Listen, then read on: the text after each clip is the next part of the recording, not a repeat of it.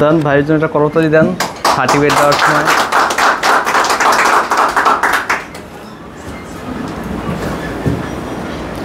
আমরা মাহমুদুল হাসান ভাইয়ের একটা ব্রিফ একটা বক্তব্য চাই। আপনি তো অনেক কিছু বলতে চান, আজকে পাইছেন ফ্লোর। আমাদের কিন্তু ইঞ্জিনিয়ার স্যার, আমাদের কানাডার অর্ধেক প্রবাসী, অর্ধেক মানে উনি ওইখানে গিয়ে 2 মাস 3 মাস থেকে চলে আসছেন। উনি চাইলে যেতে পারেন। আপনারা একটু মনের অভিব্যক্তি প্রকাশ করেন।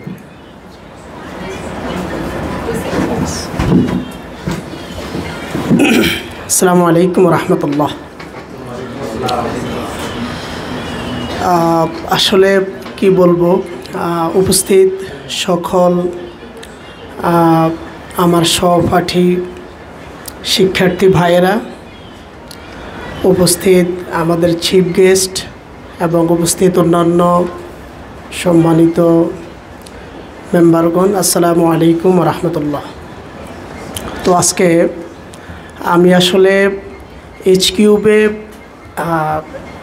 এই কোর্সটা একটু করে শিখলাম আর কি, যে আসলে একটু শিখি, দেখি না, যেহেতু আমি অবসর আছি একটু শিখি, দেখি কেমন লাগে।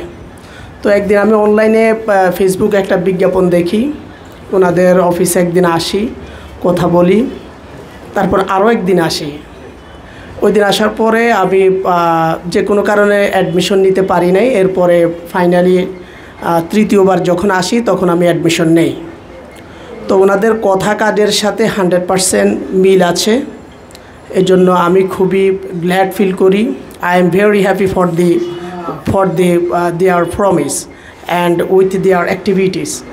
আসলে ওনারা যেভাবে কথা বলেছেন তার চাইতেও অত্যন্ত সুন্দরভাবে ওনারা আমাদেরকে প্র্যাকটিক্যাল কাজ করিয়ে শিখিয়েছেন এবং দেখিয়েছেন। এর জন্য সকলে আমরা ওনাদের কাছে গ্রেটফুল, আমরা কৃতজ্ঞ।